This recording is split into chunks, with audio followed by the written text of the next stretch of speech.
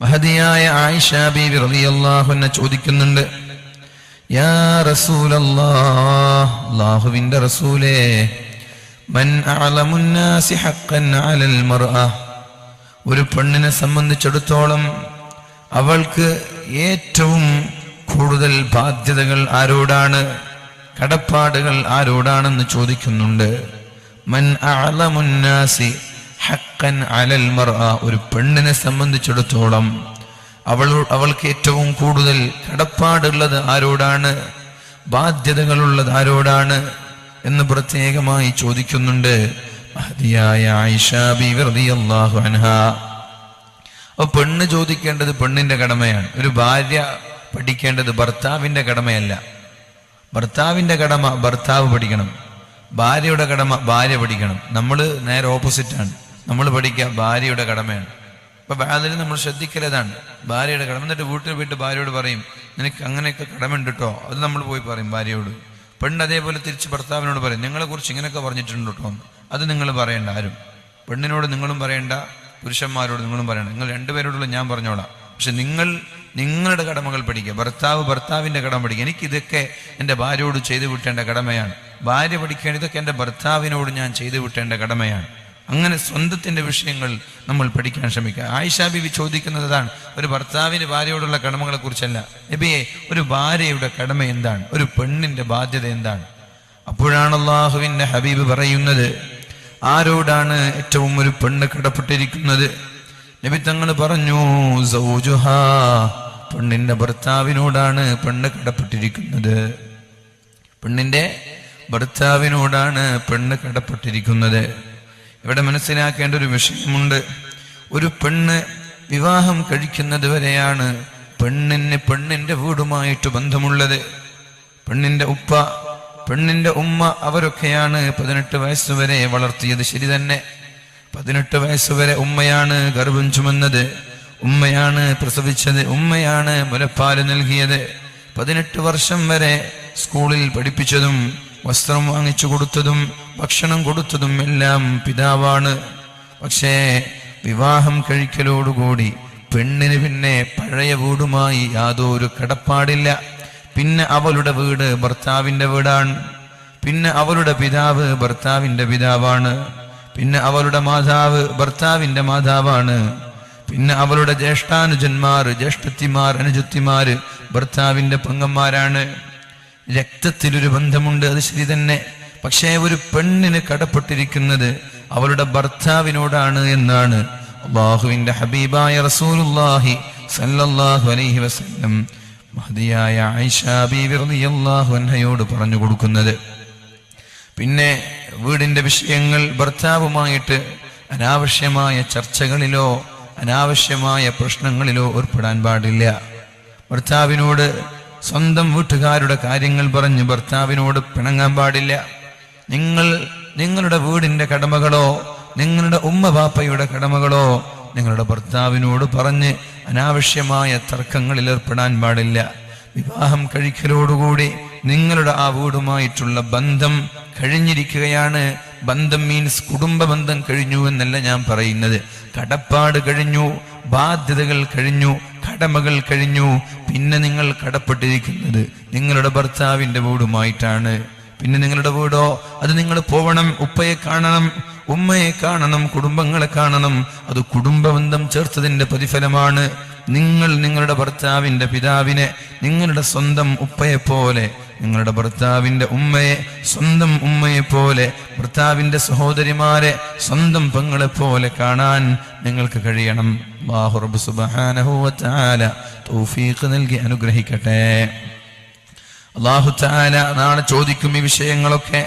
കുല്ലുകും റാഇൻ വമസ്ഊലുൻ അൻ റഇയതിഹി, നിങ്ങളെല്ലാവരും നിങ്ങൾക്ക് ഓരോ ഉത്തരവാദിത്വങ്ങളുണ്ട്. ആ ഉത്തരവാദിത്വങ്ങളെ, കടമകളെ കുറിച്ച് അല്ലാഹു നാളെ ചോദ്യം ചെയ്യുമെന്നാണ്. എന്നിട്ട് പറഞ്ഞു, വറജുലു റായിൻ അലാ അഹ്ലിഹി വഹുവ മസ്ഊലുൻ അൻ റഇയതിഹി, ഒരു ഭർത്താവ്, ആ ഭർത്താവിന്, ഒരു പുരുഷന് അവന്റെ വീടിന്റെ ഉത്തരവാദിത്വങ്ങളുണ്ട്. വീടിന്റെ വിഷയങ്ങൾ അല്ലാഹു തആല ഭർത്താവിനോടാണ് ചോദിക്കുക.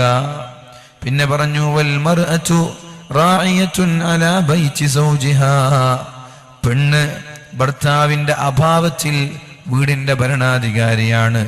ഭർത്താവ് ഉണ്ടായിരിക്കെ ഒരു പെണ്ണ് വീട് ഭരിക്കാൻ പാടില്ല. പുരുഷന്മാരുടെ തലയിൽ കയറുന്ന, ഭർത്താവിന്റെ തലയിൽ കയറുന്ന പെണ്ണായി ഒരു പെണ്ണും ആവാൻ പാടില്ല. അതേപോലെ പെൺകൂസന്മാരായ ഭർത്താവായി ഒരാണും മാറാൻ പാടില്ല. ശ്രദ്ധിക്കണം. വൽമർഅതു റാഇയത്തുൻ അലാ ബൈതി സൗജിഹാ, ഒരു പെണ്ണ് അവരുടെ ഭർത്താവിന്റെ വീട്ടിലെ ഭരണാധികാരിയാണ്. അപ്പോ എപ്പോഴാണ് ഈ ഭരണാധികാരിയാവുന്നത്? ഭർത്താവ് വീട്ടിലില്ലാത്ത സമയങ്ങളിൽ. ഭർത്താവ് വീട്ടിലുണ്ടാകുമ്പോ ഉത്തരവാദിത്തം ഭർത്താവ് ഏറ്റെടുക്കണം. മക്കളുടെ ഉത്തരവാദിത്തം, വീടിന്റെ ഉത്തരവാദിത്തം, അവരുടെ ദീനിന്റെ വിഷയങ്ങൾ, നിസ്കാരത്തിന്റെ വിഷയങ്ങൾ, അവർ ഖുർആൻ ഓതുന്നത്, അവർ നിസ്കരിക്കുന്നത്, സമയത്ത് പള്ളിയിലേക്ക് പോകുന്നത്, അവർ പഠിക്കുന്നത്, ഭർത്താവ് വീട്ടിലുണ്ടെങ്കിൽ ഭർത്താവ് അത് ശ്രദ്ധിക്കണം. ഭർത്താവ് വീട്ടിലില്ല, പുറത്താണ്, അത്തരം സമയങ്ങളിൽ ഭാര്യ ശ്രദ്ധിക്കണം. മക്കളുടെ ദീനും പഠനവും, മക്കളുടെ സ്വഭാവവും പെരുമാറ്റവും, വീടിന്റെ ചെലവുകൾ, വീടിന്റെ ഇലക്ട്രിസിറ്റി ബില്ലുകൾ, കറന്റ് ബില്ലുകൾ, വീടിന്റെ മറ്റുള്ള വിഷയങ്ങൾ എല്ലാം ഒരു പെണ്ണ് വളരെ സൂക്ഷ്മതയോടെ കൈകാര്യം ചെയ്യണമെന്ന് അല്ലാഹുവിന്റെ ഹബീബായ റസൂലുള്ളാഹി സ്വല്ലല്ലാഹു അലൈഹി വസല്ലം. ഓരോ പെണ്ണിന്റെ പേരിലും ഓരോ പുരുഷന്റെ പേരിലും ചില കടമകളുണ്ട്. അതിന് കഴിയാത്തവർ വിവാഹം കഴിക്കേണ്ട എന്നാണ് നബി തങ്ങൾ പഠിപ്പിച്ചത്. ഭർത്താവിനോടുള്ള കടമകൾ ഒരു പെണ്ണിന് വീട്ടാൻ കഴിയില്ലെങ്കിൽ ആ പെണ്ണ് പിന്നെ വിവാഹം കഴിക്കണമെന്നില്ല. ഭാര്യയോടുള്ള കടമകൾ ഒരു പുരുഷന് വീട്ടാൻ കഴിയില്ലെങ്കിൽ ആ ഭർത്താവ്, ആ പുരുഷൻ വിവാഹം കഴിക്കേണ്ടതില്ല എന്നാണ് ഇസ്ലാമിന്റെ താല്പര്യം. അപ്പൊ ആദ്യം വിവാഹം കഴിക്കാൻ പോകുന്ന ഓരോ പെണ്ണും ഓരോ ആണും എന്താണ് എന്റെ കടമകളെന്ന് പഠിക്കണം. എനിക്കെന്തൊക്കെയാണ് കടമകളുള്ളത് എന്ന് പഠിക്കണം. മഹാനായ അബൂ സഈദ് റളിയല്ലാഹു അൻഹു പറയുന്നുണ്ട്, അന്ന റജുലൻ അതാ ബിബിനത്തിൻ ലഹു ഇലൻ നബി സല്ലല്ലാഹു അലൈഹി വസല്ലം, ഒരാൾ ഒരു പെൺകുട്ടിയെയും കൊണ്ട് അല്ലാഹുവിന്റെ ഹബീബിന്റെ സമീപത്തേക്ക് കടന്നു വന്നു. ഫഖാല, എന്നിട്ട് പറഞ്ഞു, നബി തങ്ങളോട് പറഞ്ഞു, ഇന്ന ബിനതി ഹാദിഹി അബത് അൻ തതസവ്വജ, നബിയേ എന്റെ ഈ മകൾ വിവാഹം കഴിക്കാൻ തയ്യാറാകുന്നില്ല നബിയേ, എന്റെ ഈ മകൾ വിവാഹം കഴിക്കാൻ തയ്യാറാകുന്നില്ല നബിയേ. അപ്പോഴാണ് നബി തങ്ങൾ ആ പെണ്ണിനോട് പറയുന്നത്, എന്തേ നീ നിന്റെ പിതാവിനെ അനുസരിക്കാത്തത്? അത്വീഇ അബാക്കി, മോളെ നിന്റെ ഉപ്പ പറഞ്ഞത് നീ കേൾക്കണം മോളെ. ഉപ്പ വിവാഹം കഴിക്കണമെന്ന് പറഞ്ഞാൽ എന്തേ നീ മാറി നിൽക്കുന്നത്? വിവാഹം വേണ്ട എന്ന് പറയുന്നത്? നീ പെട്ടെന്ന് വിവാഹം കഴിക്കണം. അപ്പോഴാണ് ആ പെണ്ണ് പറഞ്ഞത്, ലാ യാ റസൂലല്ലാഹ്, നബിയേ ഞാൻ ഒരിക്കലും വിവാഹം കഴിക്കൂല നബിയേ. ഹത്താ തുഖ്ബിറനി മാ ഹഖ്ഖു സൗജി അലാ സൗജതിഹി, ഒരു ഭാര്യയ്ക്ക് ഭർത്താവിനോടുള്ള കടമകൾ എന്തൊക്കെയാണ് എന്ന് അങ്ങ് പറഞ്ഞു തരാതെ, അങ്ങ് പഠിപ്പിച്ചു തരാതെ ഞാൻ ഒരിക്കലും വിവാഹം കഴിക്കില്ല നബിയേ. ഒരു പെണ്ണിന് ഭർത്താവിനോടുള്ള കടമകൾ എന്തൊക്കെയാണ് എന്ന് നിങ്ങൾ പറഞ്ഞു തരണം, എന്നാലേ ഞാൻ വിവാഹം കഴിക്കുള്ളൂ. ഫറദ്ദദത് അലൈഹി മഖാലതഹാ, അപ്പോൾ അല്ലാഹുവിന്റെ ഹബീബിനോട് ആ പെണ്ണങ്ങനെ പറഞ്ഞുകൊണ്ടേയിരുന്നു, ഇല്ല നബിയേ ഇല്ല, ഭർത്താവിനോടുള്ള കടമകൾ എന്തൊക്കെയാണ് എന്ന് പറഞ്ഞു തരാതെ ഒരിക്കലും ഞാൻ വിവാഹം കഴിക്കൂല നബിയേ.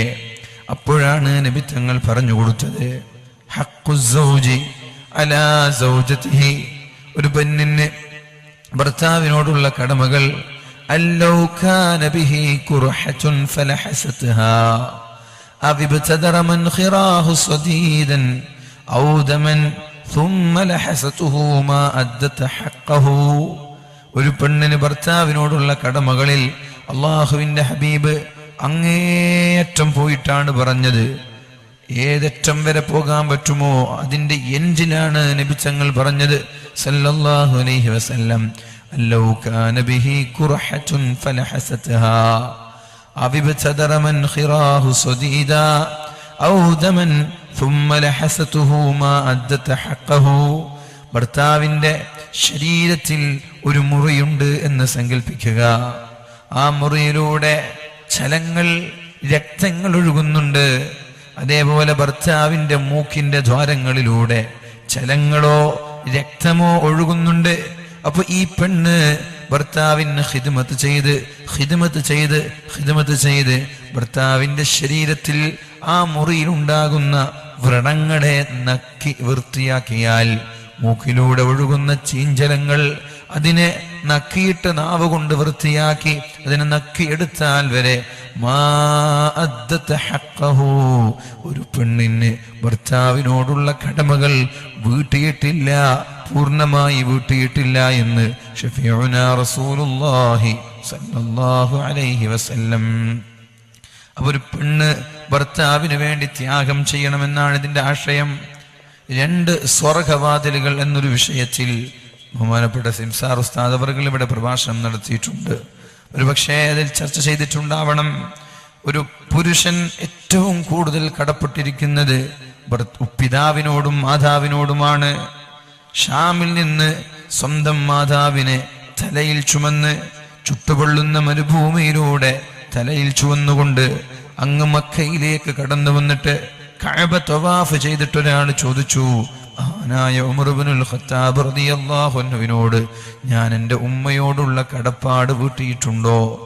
അസുഖം കൊണ്ട്, പ്രയാസം കൊണ്ട് നടക്കാൻ കഴിയാത്ത ഒരു ഉമ്മയെ കാറിലോ ഫ്ലൈറ്റിലോ അല്ല കൊണ്ടുവരുന്നത്, സ്വന്തം ഷോൾഡറിൽ ചുമന്നുകൊണ്ട് നടന്നുകൊണ്ട് യാത്ര ചെയ്തുകൊണ്ട് പരിശുദ്ധമായ മക്കയിലേക്കെത്തി ചുട്ടുപൊള്ളുന്ന ആ ഭൂമിയിൽ ഉമ്മയെ തവാഫ് ചെയ്യിപ്പിച്ചു. എന്നാൽ എൻ്റെ ഉമ്മയോടുള്ള കടപ്പാട് ഞാൻ വീട്ടിയിട്ടുണ്ടോ എന്ന് ചോദിക്കുമ്പോൾ മഹാനായ ഉമർ ഇബ്നുൽ ഖത്താബ് റളിയല്ലാഹു അൻഹു പറഞ്ഞത്, ഇല്ല, ഒരിക്കലും നിങ്ങൾ വീട്ടിയിട്ടില്ല. അപ്പൊ ഒരു പുരുഷന് ഉമ്മയോടുള്ള കടപ്പാട് പറയുമ്പോൾ അതിൻ്റെ ഏറ്റവും എൻഡിൽ, ഏറ്റവും അങ്ങേറ്റം വരെ പോയി. നിങ്ങൾ ആലോചിച്ച് നോക്കി, ഇപ്പം നമ്മുടെ ഇവിടുന്ന് കുമ്പളയിൽ നിന്ന് മാലിക്-ദിനാറിലേക്ക് ഉമ്മയെ ഷോൾഡറിലും കയറ്റി ഈ ചുട്ടുപൊള്ളുന്ന ഭൂമിയിൽ നടന്ന് എന്ത് ഉമ്മയ്ക്ക് നടക്കാൻ, എന്ത് വണ്ടിയുണ്ട്, പ്രശ്നമൊന്നുമില്ല, പഴയ പോലെ അല്ലല്ലോ. അങ്ങനെയൊക്കെ നടന്നിട്ട് ഉമ്മയ്ക്ക് അത്രത്തോളം നമ്മൾ ഖിദ്മത്ത് ചെയ്തു. എന്നാലും നമ്മൾ ഉമ്മയോടുള്ള കടമ വീട്ടിട്ടില്ല എന്നാണ്. എന്തുകൊണ്ട്? നമ്മളെന്താ ഉമ്മയ്ക്ക് ഉപ്പയ്ക്കൊക്കെ അസുഖം വരുമ്പോൾ നമ്മൾ അത്ര ഇതൊക്കെ കൂലി പ്രതീക്ഷിച്ചിട്ട് തന്നെയാ ചെയ്യുന്നത്. എന്നാലും ഉമ്മ ഏതറ്റം പോലും ഒന്ന് മരണപ്പെടുന്നത് വരെയല്ലേ, അതുവരെ നേരെ നോക്കുക എന്നുള്ള ചിന്തയാണ് നമ്മൾക്ക് ഉണ്ടാവുക. ഉപ്പ മരണപ്പെടുന്നത് വരെയല്ലേ, അതുവരെ ഒന്നും അള്ളാഹു പറഞ്ഞതുപോലെ വളരെ സന്തോഷത്തോടെ നോക്കാം. പക്ഷെ ഉമ്മമാര് നമ്മെ വളർത്തുന്നത് അങ്ങനെയല്ല.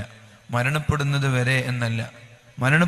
വരെ എന്നല്ല ഉമ്മമാര് നമ്മെ വളർത്തുന്ന സമയത്ത്. ഇപ്പൊ ഇന്ന് ഞാൻ ഇന്നലെ മെഡിക്കേരി ഭാഗത്തായിരുന്നു. ഇന്ന് ഏകദേശം ഞാൻ എത്തുമ്പോൾ 2:30 മണിയായിരുന്നു. എൻ്റെ ശബ്ദം കണ്ടിട്ട് ഞാൻ ഉമ്മയോട് പറഞ്ഞിട്ടൊന്നുമില്ല. ഞാൻ ശബ്ദം കണ്ടിട്ട് റൂമിലെത്തുമ്പോൾ ഉമ്മ ഉള്ളി മുറിക്കുന്നുണ്ട്. ഞാൻ അപ്പം എനിക്ക് മനസ്സിലായി ഉമ്മ ചുക്ക് കാപ്പി ഉണ്ടാക്കാനുള്ള പരിപാടിയാണ്. ഞാൻ ഉമ്മയോട് പറഞ്ഞിട്ടൊന്നുമില്ല. അങ്ങനെ ഉമ്മ നിസ്കാരം കഴിയുമ്പോഴേക്കും ഉമ്മ ചുക്ക് കാപ്പി ഉണ്ടാക്കി കൊണ്ടുവന്നു. അത് അവരുടെ ആ ഒരു സ്നേഹം, ആ ഒരു കമ്മിറ്റ്മെൻ്റാണ്. നമ്മൾ പറയാതെ തന്നെ നമ്മളുടെ ആവശ്യങ്ങൾ തിരിച്ചറിഞ്ഞ് നമ്മളവരെ സഹായിക്കുകയാണ്. എന്നാൽ നമ്മളവർക്ക് തിരിച്ചു കൊടുക്കുന്നുണ്ടോ? ഇല്ല. എന്നാൽ നമ്മൾ തിരിച്ചു കൊടുത്തില്ലെങ്കിൽ അവർ നമ്മളോട് ദേഷ്യപ്പെടോ? ഇല്ല. നമ്മളവരെ വെറുത്താൽ, നമ്മളവരോട് ദേഷ്യപ്പെട്ടാൽ, അവർ പറഞ്ഞ് നമ്മൾ കേട്ടില്ലെങ്കിൽ അവർ നമ്മളോട് ദേഷ്യപ്പെടോ? ചൊടിക്കോ? പിണങ്ങോ? എന്തിനെ അങ്ങനെ ചെയ്യാത്തും ചെയ്യും? ഒന്നും ചെയ്യില്ല അവർ. എന്നാൽ ഇന്ന് നമ്മൾ ദേഷ്യപ്പെട്ട് നാളെ വീണ്ടവർ നമ്മൾ ഖിദ്മത്ത് ചെയ്തു. അതാണ് ഉമ്മമാർ. അവരൊരിക്കലും നമ്മൾ മരണപ്പെടുന്നത് വരെ എന്ന് വിചാരിച്ചിട്ടല്ല ഉമ്മയും ഉപ്പയൊക്കെ നമ്മളെ പോറ്റി വളർത്തുക. അവർ നമ്മളെ വളർത്തുന്നത് ആത്മാർത്ഥമായിട്ട്. നമ്മൾ അങ്ങോട്ട് സ്നേഹിച്ചില്ലെങ്കിലും അവർ നമ്മെ സ്നേഹിച്ചു കൊണ്ടേയിരിക്കും. തിരിച്ച് പ്രതീക്ഷിക്കാത്ത സ്നേഹമാണ് മാതാപിതാക്കളുടേത്. അതുകൊണ്ടൊരു ഭർത്താവിനെ സംബന്ധിച്ചിടത്തോളം, ഒരു പുരുഷനെ സംബന്ധിച്ചിടത്തോളം അവർക്ക് വയസ്സായി പ്രായമുള്ള സമയത്ത് അവർക്ക് വേണ്ടി എത്ര ത്യാഗം ചെയ്താലും നിങ്ങളുടെ ആ ഒരു ബാധ്യത പൂർണ്ണമായി നിങ്ങൾ നിറവേറ്റിയിട്ടില്ല. കാരണം അവർ മരണപ്പെടുന്നത് വരെ അല്ലേ എന്നൊരു ചിന്ത നിങ്ങൾക്കുണ്ടാവും. അത്ര രോഗിയായി കിടന്നിട്ടും അത്രത്തോളം നിങ്ങൾ പ്രയാസം സഹിച്ചിട്ടും ഒരു മോൻ വിചാരിക്കാണ് ഉപ്പ ഇങ്ങനെ കുഴപ്പമില്ല, ഇവിടെ ഉണ്ടായാൽ മതിയായിരുന്നു, ഉപ്പ മരിക്കരുത്, ഉപ്പ മരണപ്പെടരുത് എന്നൊക്കെ പൂതിയിലൊക്കെ ഒരുപക്ഷെ രോഗിയായ മാതാപിതാക്കൾ ശുശ്രൂഷിക്കുന്നവരുണ്ടാകും. അവർക്കൊക്കെ അല്ലാഹു തആല അർഹമായ പ്രതിഫലം നൽകുകയും ചെയ്യും. അതുകൊണ്ട് മാതാപിതാക്കളുടെ വിഷയം പറയുമ്പോൾ അതിൻ്റെ ഏറ്റവും അങ്ങേയറ്റം പോയൊരു പുരുഷന്റെ കടം അങ്ങോട്ടാണ്. എന്നാൽ ഒരു പെണ്ണിന്റെ കടമ ഭർത്താവിനോടാണ്. ഭർത്താവിന്റെ അങ്ങേറ്റം അഥവാ ഒരു മനുഷ്യന്റെ മൂക്കിലൂടെ ചീഞ്ചലങ്ങൾ ഒഴുകി അതിനെ ഭാര്യ നക്കി എടുത്താൽ, അതിനെ കുടിച്ചാൽ വരെ അവളുടെ കടമ വീട്ടിയിട്ടില്ല. അപ്പൊ 2 സ്വർഗവാതിലുകൾ എന്ന വിഷയം ചർച്ച ചെയ്തു. അതിലൊന്ന് ആണിനെ സംബന്ധിച്ചിടത്തോളം ഭർത്താവിനെ സംബന്ധിച്ചിടത്തോളം അത് മാതാപിതാക്കളുടെ കാൽ കീഴിലാണ്. ഞാൻ പറയുന്നത് പെണ്ണിനെ സംബന്ധിച്ചിടത്തോളം അത് ഭർത്താവിന്റെ കാൽ കീഴിലാണ്. ഈ 2 പേർക്കും സ്വർഗം ഉണ്ടാവും. ഖിദ്മത്ത് നന്നായി ചെയ്യാം, പുരുഷൻ മാതാപിതാക്കൾക്ക്, ഭാര്യ ഭർത്താവിന്. അല്ലാഹുവിന്റെ ഹബീബായ റസൂലുള്ളാഹി സ്വല്ലല്ലാഹു അലൈഹി വസല്ലം പറയുന്നത്, ഔദമൻ സുമ്മ ലഹസതുഹു മാ അദ്ദത ഹഖഹു. കടമ വീട്ടിയിട്ടില്ല. എപ്പോ അവന്റെ കാലിൽ, നിങ്ങൾ ആലോചിച്ച് നോക്കി, അടുത്തിട്ട് നമ്മുടെ യൂട്യൂബിലൂടെ ഒക്കെ ഒരു മെസ്സേജ് കണ്ടിട്ടുണ്ടാവും. വിവാഹം കഴിക്കുന്ന സമയത്ത് തന്നെ നിക്കാഹ് കഴിഞ്ഞതിന് ശേഷം ഭർത്താവിന് ക്യാൻസർ പിടിപെടുകയും എന്നിട്ട് ഭർത്താവിന്റെ കൂടെ ഒരു ദിവസം പോലും ഒന്ന് സുഖമായി കിടപ്പറ പങ്കിടാൻ ഭാഗ്യം ലഭിക്കാത്തൊരു പെണ്ണ്. ഞാൻ ആ പെണ്ണിന്റെ വീട്ടിൽ പോയിട്ടുണ്ട്. ആ പെണ്ണിന്റെ പിതാവിനെ കണ്ടിട്ടുണ്ട്, പെണ്ണിന്റെ ഭർത്താവിനെ ഞാൻ കണ്ടിട്ടുണ്ട്. അവിടെ പോയിട്ട് ദുആ ചെയ്തിട്ടുണ്ട്. നമ്മളൊക്കെ ഇഷ്ടപ്പെടുന്ന ഒരാളാണ്. അപ്പോൾ അവർക്കിങ്ങനെ ഒരു പബ്ലിസിറ്റി അവർ ആഗ്രഹിച്ചിരുന്നില്ല. പാവപ്പെട്ടൊരു കുടുംബമാണ്, എന്നാലും കഴിവിന്റെ പരമാവധി അവർ സ്വയം ചികിത്സിച്ച് ഇങ്ങനെ മുന്നേറി നല്ലൊരു ക്ലാസ്സുകളുടെ ടീമാണ്. അല്ലാഹു പെട്ടെന്ന് ഷിഫ നൽകട്ടെ. വേളൊക്കെ സ്ഥിരമായിട്ട് കേൾക്കുന്ന ആളാണ്. അപ്പൊ അതുകൊണ്ട് തന്നെ ഒരു ദിവസം ആ ചെറുപ്പക്കാരൻ തന്നെ എന്നെ ഫോൺ വിളിച്ചിട്ടൊന്ന് വീട്ടിൽ വരണം എന്ന് പറഞ്ഞിട്ട് അങ്ങോട്ട് പോയതാണ്. ഇവിടെ നമ്മുടെ ആലമ്പാടിയുടെ ഭാഗത്താണ്. വല്ലാത്ത പ്രയാസമാണ്. ഗൾഫിലൊക്കെ ജോലി ചെയ്യുന്നതിനിടയിൽ പെട്ടെന്ന് ക്യാൻസർ വന്നു. ആ ക്യാൻസർ വന്നപ്പോൾ പിന്നെ നാട്ടിലേക്ക് വന്നിട്ട് ചികിത്സിച്ചു. ഈ മരുമകന്റെ ഷിഫയ്ക്ക് വേണ്ടി പെണ്ണിന്റെ പിതാവ് അഥവാ അമ്മോച്ചൻ വരെ ഗൾഫിലത്തെ ജോലി ഒഴിവാക്കി നാട്ടിലേക്ക് വന്നിട്ട് ഇപ്പൊ ഈ മരുമകന് ഖിദ്മത്ത് ചെയ്തുകൊണ്ടിരിക്കുകയാണ്. ആര്? അമ്മോച്ചൻ. ഇതൊക്കെ ഒരു ത്യാഗങ്ങളാണ്. ഒരു പെണ്ണിനെ സംബന്ധിച്ചിടത്തോളം അവൾക്ക് വലുത് അവളുടെ ഭർത്താവാണ്. അവളുടെ സ്വർഗവും അവളുടെ ഭർത്താവാണെന്ന് അവൾ മനസ്സിലാക്കണം. അതുകൊണ്ട് ഭർത്താവിന് അനിഷ്ടകരമായ, ഇഷ്ടമില്ലാത്ത ഒരു വിഷയത്തിലും പെണ്ണ് ഇടപെടാൻ പാടില്ല എന്നാണ് അല്ലാഹുവിന്റെ ഹബീബായ റസൂലുള്ളാഹി സ്വല്ലല്ലാഹു അലൈഹി വസല്ലം പഠിപ്പിച്ചു തരുന്നത്. ഇനി പുരുഷന്മാരോട് പറഞ്ഞു, അലാ നിങ്ങൾ അറിയണം, വഹഖുഹുന്ന അലൈക്കും, ഭർത്താക്കന്മാർക്ക് ഭാര്യമാരോടുള്ള കടമകൾ, അൻ തുഹ്സിനൂ ഇലൈഹിന്ന ഫീ കിസ്വതിഹിന്ന വതആമിഹിന്ന, അവരുടെ വേഷത്തിലും അവർക്ക് നല്ല അനുയോജ്യമായ വസ്ത്രം വാങ്ങിച്ചു കൊടുക്കണം. പെണ്ണിന് ആവശ്യമായ വസ്ത്രങ്ങൾ വാങ്ങിച്ചു കൊടുക്കണം. അവർക്ക് ആവശ്യമായ ഭക്ഷണം വാങ്ങിച്ചു കൊടുക്കണം. ഇതൊരു പുരുഷന്റെ കടമയാണ്. ഭക്ഷണം നൽകുക, അതോടൊപ്പം വസ്ത്രം നൽകുക, ഇത് രണ്ടൊരു പെണ്ണിന്റെ കടമയാണ്. അൻ തുഹ്സിനൂ ഇലൈഹിന്ന ഫീ കിസ്വതിഹിന്ന വതആമിഹിന്ന, ഭാര്യമാർക്ക് അനുയോജ്യമായ വസ്ത്രങ്ങൾ ആവശ്യമുള്ള ഘട്ടങ്ങളിലൊക്കെ വാങ്ങിച്ചു കൊടുക്കുക. ആവശ്യമുള്ള ഘട്ടങ്ങളിലും വസ്ത്രം വാങ്ങിച്ചു കൊടുക്കാതിരിക്കുന്നത് ഒരു ഭർത്താവിന് യോജിച്ചതല്ല. അതേപോലെ അവർക്ക് ആവശ്യമായ ഭക്ഷണം, 3 നേരം അവർക്ക് ആവശ്യമായ ഭക്ഷണവും കൊടുക്കുക. ഇത് ഒരു ഭർത്താവ് ഭാര്യയോട് ചെയ്തു കൊടുക്കേണ്ട കടമകളാണ്. മഹാനായ ഉഖബത്ത് ഇബ്നു ആമിർ റളിയല്ലാഹു അൻഹു പറയുന്നുണ്ട്, ഖാല റസൂലുള്ളാഹി സ്വല്ലല്ലാഹു അലൈഹി വസല്ലം, അഹഖു الشروط അൻ തൂഫൂ ബിഹി മസ്തഹലൽതും ബിഹിൽ ഫുറൂജ, നമ്മുടെ ബാധ്യതകളിൽ നിന്ന് നമ്മൾ ആദ്യം ചെയ്തു വീട്ടേണ്ട ബാധ്യതകൾ നമ്മുടെ ഭാര്യമാരോടുള്ള ബാധ്യതകളാണ്. നമ്മൾക്കൊരുപാട് ബാധ്യതകളുണ്ടാവും, ഒരുപാട് കടമകളുണ്ടാകും. കുല്ലുക്കും റായിൻ, നിങ്ങളെല്ലാവരും ഭരണാധികാരികളാണ്. കുല്ലുക്കും മസ്ഊലുൻ അൻ റഇയതിഹി, ഓരോ ആളുകളുടെ ഉത്തരവാദിത്തങ്ങളെ കുറിച്ച് അല്ലാഹു നാളെ ചോദ്യം ചെയ്യുമെന്നാണ് പറഞ്ഞത്. ഇവിടെ ഇരിക്കുന്ന എല്ലാ ആളുകൾക്കും ഓരോ കടമകളുണ്ട്, ഓരോ ബാധ്യതകളുണ്ട്. ആ ബാധ്യതകളിൽ നിന്ന് നിങ്ങൾ എത്രയും പെട്ടെന്ന് വീട്ടേണ്ടത്, നിർബന്ധമായും വീട്ടേണ്ടത്, അഹഖു ശുറൂതി അൻ തൂഫൂ ബിഹി മസ്തഹലൽതും ബിഹിൽ ഫുറൂജ, നിങ്ങളുടെ ഭാര്യമാരോടുള്ള കടപ്പാടുകളാണ്, അവരോടുള്ള ബാധ്യതകളാണ്, കടമകളാണ് നിങ്ങൾ എത്രയും പ്രധാനമായി വീട്ടേണ്ടത് എന്ന് ശഫീഉനാ റസൂലുള്ളാഹി സ്വല്ലല്ലാഹു അലൈഹി വസല്ലം